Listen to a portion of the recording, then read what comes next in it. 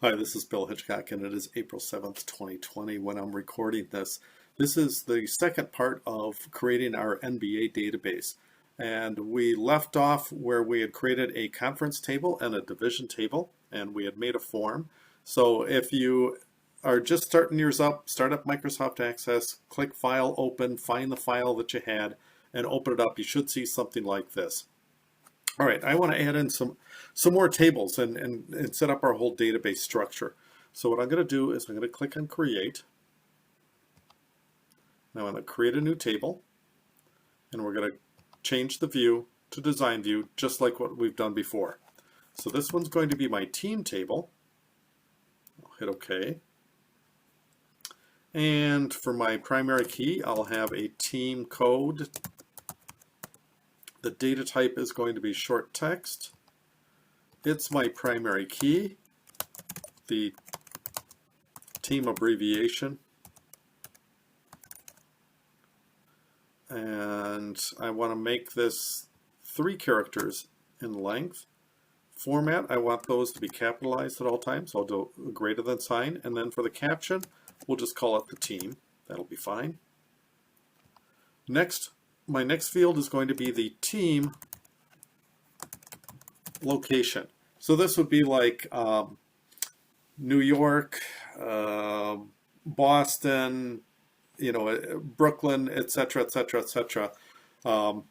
In some cases it's a city. Sometimes it's not. The Golden State Warriors, for example, would be Golden State would be the location. We would put that in there. So for my data type, it's going to be short text as well. This will be non-key. And for the field size, I'm just going to guess we'll go with 25 characters. If we need to make it bigger later, we can. That should be fine. And for caption, we can just call it the location. Next, we'll have the team name.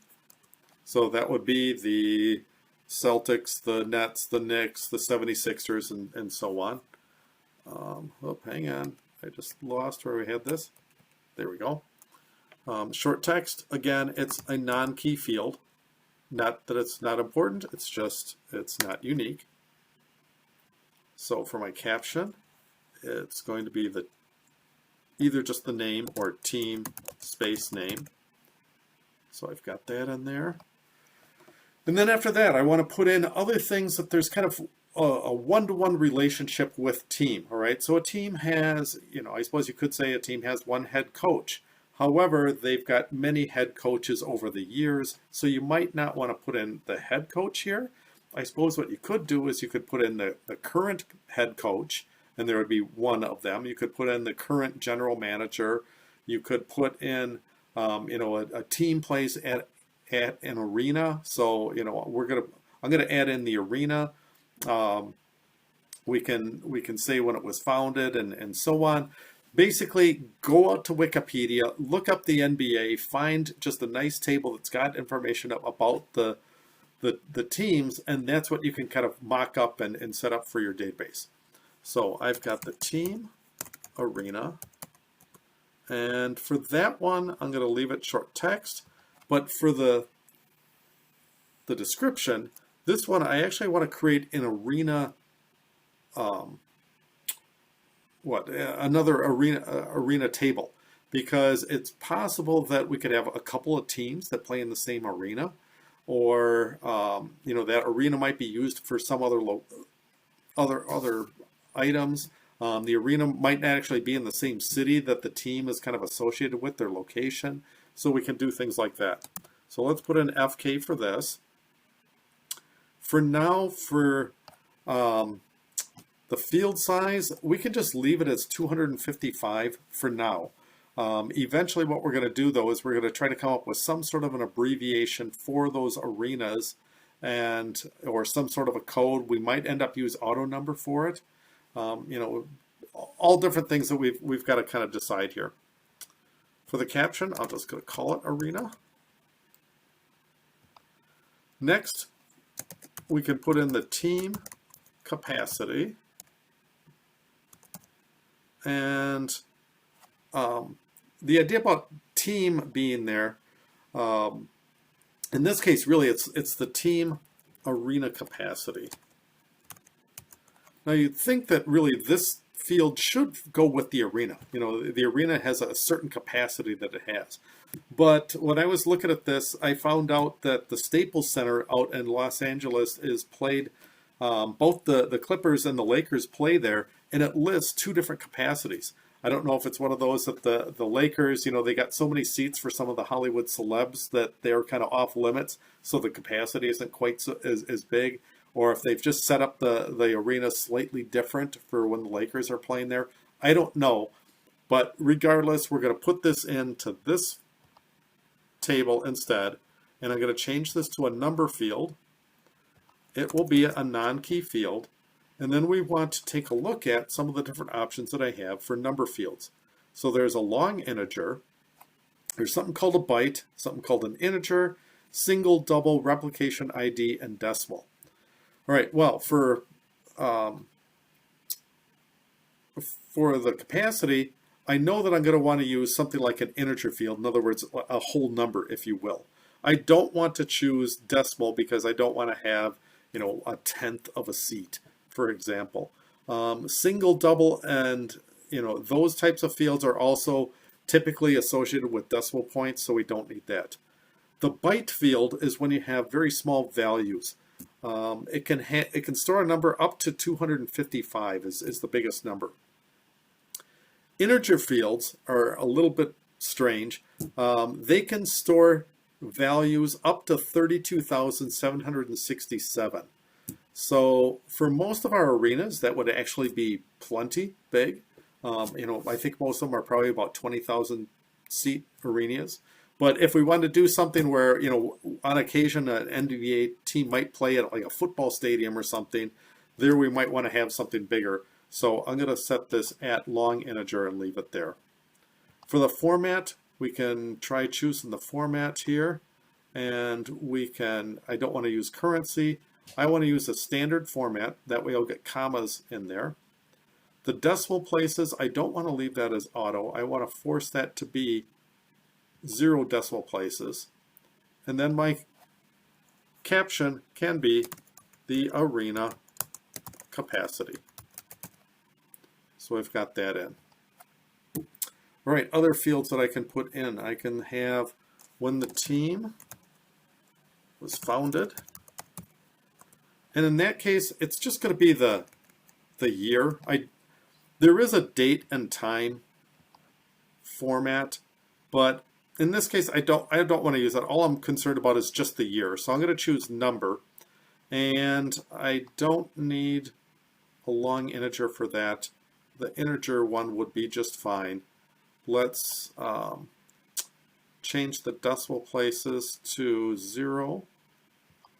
And let's change the format to be a fixed format without the decimal or without the comma in there.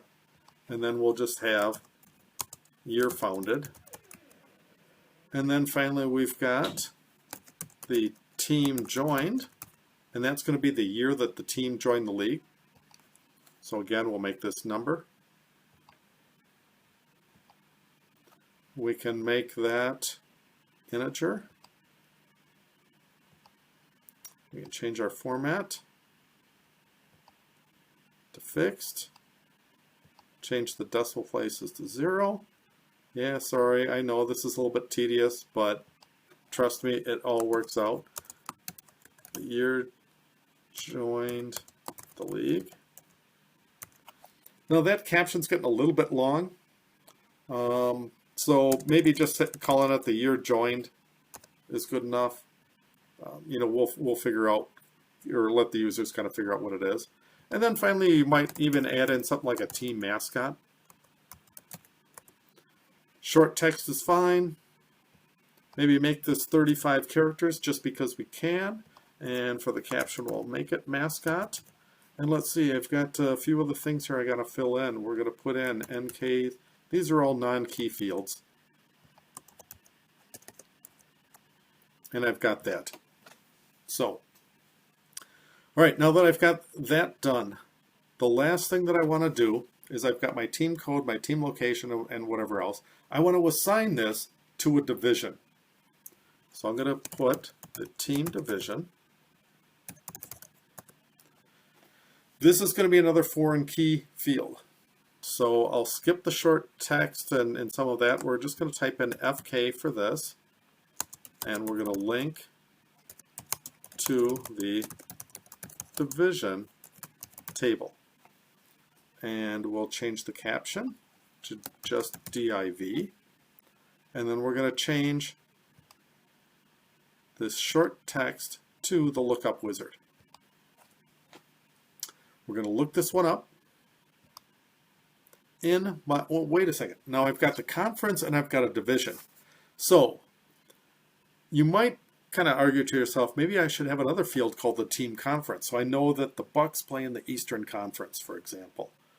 But as long as I know that the Bucks play in the Central Division is part of the Eastern Conference, I don't have to put both of those things in. So what I want to do is I want to assign it to the division, and then by kind of, since the division's related to the conference, it makes that jump, and we don't have to put that in as a separate field. So I want to choose the division, hit next. I want to have the division code, the name. You know what? I'm going to include the conference just so I can double check and make sure I'm putting it in the right one. Hit next. I want to sort this. We could sort it first by conference, and then within that by the division code. So that way my Eastern ones will show up first and then the Western ones. Hit next. I don't want to hide this key column. I want to see those divisions, and notice that the Easterns are all popping up first. We can adjust the size of all these, kind of shrink it down, but then I said before, widen that back out. Give yourself some space. Hopefully it will show up nicely when we try to add in this data. Hit next. We want to store the division code, so that's the one, that's the default. Hit next. Don't check anything here. Team division, that's just fine. Hit finish. It says save the table. Yes, I want to save it. And we are good. So let's give it a try. Let's type in some data. We've got the team is MIL. Location is Milwaukee. The team name is Bucks. The arena is the Fiserv arena, I think. Fiserv, I can't remember what it is. We'll get it. Arena capacity, let's just take a guess. We'll say that it's about 20,000.